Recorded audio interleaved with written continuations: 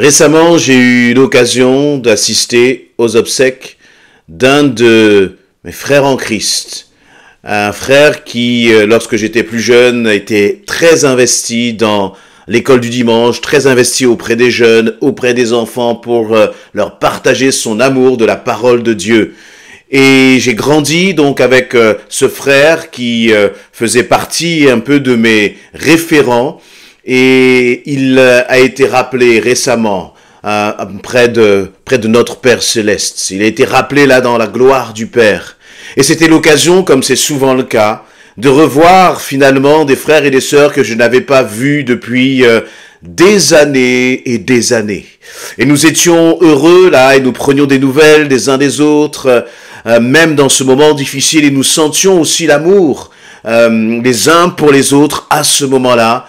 Et j'ai eu aussi là comme une prise de conscience. Vous voyez, c'est ces moments où on affronte finalement des nouvelles, des moments qui sont difficiles, et en même temps où on prend conscience de ce qui est important. On prend conscience de ce qui est essentiel. Et tout au long de mon parcours de chrétien, tout au long de mon parcours dans l'église, il y a eu des moments difficiles, il y a eu des moments de joie. Parfois, il y a eu des moments aussi de mésentente, des moments d'incompréhension à l'égard des uns et des autres.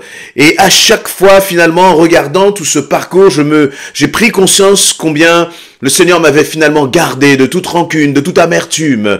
Le Seigneur, ça m'avait comme permis de mettre de côté tout ce qui était secondaire pour garder ce qui était fondamental. Et savez-vous ce qui est le plus important? Finalement, c'est l'amour. C'est l'amour. Et quand on se revoit, eh bien, tout cela passe au second rang, au second degré, et puis on a tous un peu pris de l'âge, tous un peu vieilli, et puis on se rend compte que, eh bien, ce qui est important, encore une fois, c'est l'amour. Et pourtant, tant de fois, nous perdons du temps sur des choses qui sont futiles, secondaires. On s'attarde sur ce qui n'a aucune importance. Et dans la Bible, il nous est parlé justement de ces chefs religieux, ces chefs de la loi, les pharisiens ainsi que les sadducéens. À un moment dans la Bible, ils vont voir Jésus pour lui poser une question. Encore une question farfelue, encore une question qui est sans importance. Ils vont demander à Jésus, voilà, si un homme est marié, mais que cet homme meurt et qu'il n'a pas d'enfant.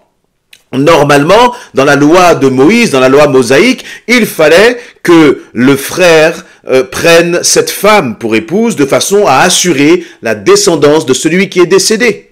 Et ils donnaient donc l'exemple à Jésus. Imaginons que un homme, voilà, ils sont 7 frères, et puis chacun les autres meurent. L'épouse se marie avec chacun d'eux à chaque fois qu'il y en a un qui meurt. À la résurrection, eh bien, cette femme sera l'épouse de qui? Dis-nous, Jésus. Jésus a balayé cette question, qui était une question oiseuse, qui n'avait pas de sens, qui était stérile.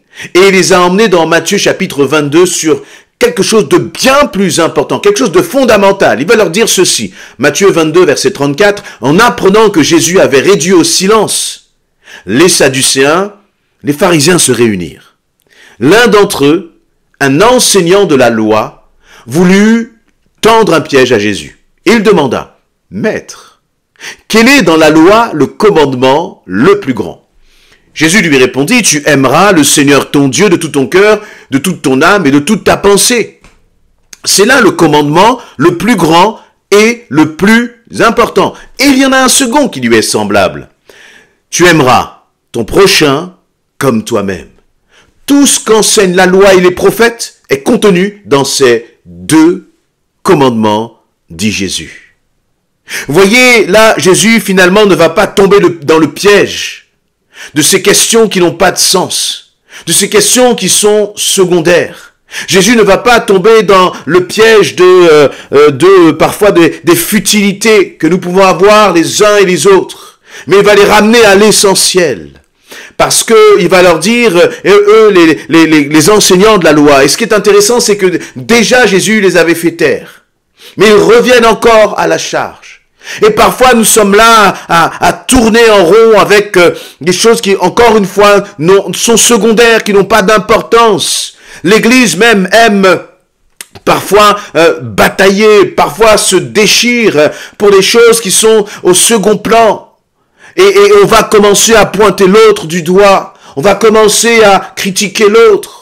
Mais le Seigneur va dire le plus grand des commandements. Ce n'est pas tant est-ce que tu vas respecter la loi, est-ce que tu vas avoir la bonne attitude, est-ce que tu vas avoir le bon vêtement, la bonne apparence, est-ce que tu vas faire les choses exactement dans le bon ordre, est-ce que le culte va se dérouler exactement comme chacun l'a dit ou chacun l'a prévu. Tout cela n'a pas d'importance. Ce qui compte, c'est l'amour. L'amour. Alors bien sûr, il va dire, en premier, tu aimeras le Seigneur ton Dieu de tout ton cœur, de toute ton âme, de toute ta pensée. Et Jésus va insister sur le fait que ça c'est le plus grand et le plus important des commandements. Mais ce qui vient ensuite peut nous surprendre. Il va dire, il y en a un qui lui est semblable. C'est-à-dire de même importance, qui va avec. Pourquoi? Parce qu'on ne peut pas aimer notre prochain, on ne peut pas aimer notre ennemi, on ne peut pas aimer les autres si on n'aime pas Dieu. Et si on aime Dieu, alors on est amené aussi à aimer les autres. Les deux vont ensemble. Et je ne sais pas finalement comment tu vis ta vie chrétienne, tu vis ta relation avec Dieu. On ne peut pas vivre une vie chrétienne épanouie sans aspirer à communier, à être en contact, à échanger, à partager avec les frères et les sœurs en Christ. Et vous savez ce qui m'a amené à partager cette pensée avec vous? Eh bien, c'est tout simplement ma joie. Ma joie d'avoir des frères et des sœurs en Christ. Ma joie juste d'être là le dimanche et de voir les visages, de voir les sourires. Même si je connais les histoires de beaucoup de l'Église, de beaucoup de souffrances, de beaucoup de combats. Mais au-delà de cela, lorsque nous sommes ensemble, comme le dit le psalmiste, qu'il est doux et agréable pour des frères et sœurs de demeurer ensemble. Et le regard que le Seigneur me permet de poser sur les autres, c'est un regard d'amour. Mais vous savez, ce regard d'amour, il me remplit de joie. Aimer les autres apporte de la joie. Aimer les autres, prendre soin des autres, apporte la paix dans nos cœurs. Et je veux vraiment t'inviter à vivre cela. Non pas comme moi, mais beaucoup plus encore. Moi, c'est encore limité, mais c'est ce que Jésus veut pour chacun d'entre nous. Que nous puissions être des hommes et des femmes qui prenons soin des autres. Bien sûr, c'est jamais parfait. On peut toujours faire plus. On peut toujours faire mieux. Mais toujours avec ce désir d'aimer les autres. On entend beaucoup parler de carence affective, de dépendance affective. Parce que beaucoup sont nés, chacun on a notre parcours, on a notre histoire. Beaucoup sont nés et ont grandi sans peut-être l'amour d'un père, sans l'amour d'une mère. Avec parfois un regard difficile, critique, qui n'aide pas finalement à apprécier la créature que Dieu fait en nous. Et on cherche de l'amour. On cherche de l'amour dans les autres. Tu cherches de l'amour dans des relations avec les hommes, dans des relations avec les femmes. Tu essaies de combler tes carences affectives, tes douleurs, tes blessures intérieures, à travers des moyens même que parfois Dieu réprouve et qui te blessent, qui t'abîment, qui te brisent finalement. Alors qu'en s'approchant du Seigneur, alors qu'en donnant de l'amour aux autres, tel que le Seigneur le veut, eh bien on est béni, on est rempli. Et plus le Seigneur me donne d'aimer les autres, plus je me sens épanoui, plus je grandis et plus j'ai envie de servir. Parce que l'amour est un formidable carburant pour la vie du chrétien. Aimer Dieu et aimer les autres. Vivre pour aimer Dieu et vivre par amour pour les autres. Pas un amour que nous fabriquons, mais plus nous passons du temps avec le Seigneur, plus le Seigneur te partage son cœur. Et dans le cœur du Seigneur, qu'est-ce qu'il y a?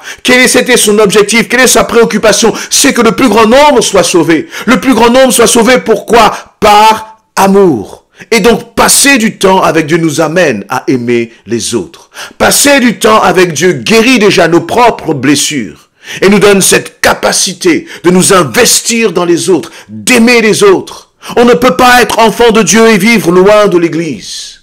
Parce que sinon on est comme une plante qui a commencé à pousser, mais finalement qui va se dessécher. Parce que l'amour, c'est comme cette eau qui vient arroser cette plante et qui l'aide à grandir. Je me demande, mais Seigneur, comment je vivrais, comment pourrais-je vivre sans l'Église, sans le peuple de Dieu? Certains pourront dire, moi si j'ai Dieu, ça me suffit. Je ne crois pas que c'est biblique. Et je ne crois pas que c'est conforme à ce que Jésus lui-même va dire. Il va dire, tu aimeras le Seigneur ton Dieu. Alors bien sûr, on peut se dire, j'aime les gens à distance. J'aime les gens qui sont sur YouTube. Et même à travers cela, oui, on peut aimer finalement un frère, une sœur, à travers le message qu'il peut nous apporter, à travers la prédication, etc. Oui, mais je crois qu'il y a une autre dimension à l'amour, qui est encore bien plus profonde. Quand cet amour vient être bousculé par les relations que nous avons les uns avec les autres. Quand cet amour vient parfois être bousculé par les différences de caractère, les différences de personnalité, les différences de point de vue, les différences même de compréhension, même par rapport à la parole de Dieu. Est-ce que dans ces moments-là, c'est l'amour qui surpasse tout? L'amour ne veut pas dire qu'on est tout le temps d'accord. L'amour ne veut pas dire que nous n'avons pas des façons de voir qui sont différentes. Non, mais l'amour nous permet de travailler, d'œuvrer, d'avancer ensemble, malgré ces différends. Et finalement, comme je le disais en introduction, lorsqu'on regarde le visage des uns et des autres, eh bien on se dit simplement merci Seigneur pour ce frère. Merci Seigneur pour cette sœur. Et puisque moi je suis pasteur à l'église d'Essentiel, eh bien régulièrement je remercie le Seigneur. Je remercie le Seigneur pour cette église. Je remercie le Seigneur quand je parle de l'église, c'est pas pour le nombre, etc. Ça n'a aucune importance, mais pour chaque vie, pour chaque cœur. Et je me dis, mais Seigneur, à la sortie du culte, il y a telle personne que j'ai vue, mais que je n'avais jamais vue. Seigneur, donne-moi de connaître son nom, son prénom, de commencer peut-être à échanger avec cette personne. Parce que je crois que c'est important. Et peut-être que même toi-même, tu te sens seul alors que tu es à l'église. Et je vais même dire, tu te sens seul peut-être alors que tu es à l'église Essentielle. Ou dans l'église locale où tu te trouves. Je t'invite à ne pas rester dans ton coin. Je t'invite à te lever et aller vers les autres. À commencer peut-être à discuter avec les autres. À commencer à tendre la main aux autres. Parce que la plus belle chose que tu puisses expérimenter, la plus belle des expériences que tu puisses vivre dans l'église, c'est l'amour. Ce n'est pas tant où il y a des moments puissants dans la louange, il y a des moments puissants dans la prédication de la parole de Dieu. Mais tout cela ne vaut rien s'il n'y a pas l'amour. Et lorsque tu vas à l'église, lorsque tu es en contact avec les frères et les sœurs, lorsque tu commences à communier, à échanger, à partager avec les frères et les sœurs, tu rentres là dans vraiment cette dimension d'amour. D'amour. Recherchons cela ardemment. L'amour nécessite de payer parfois le prix.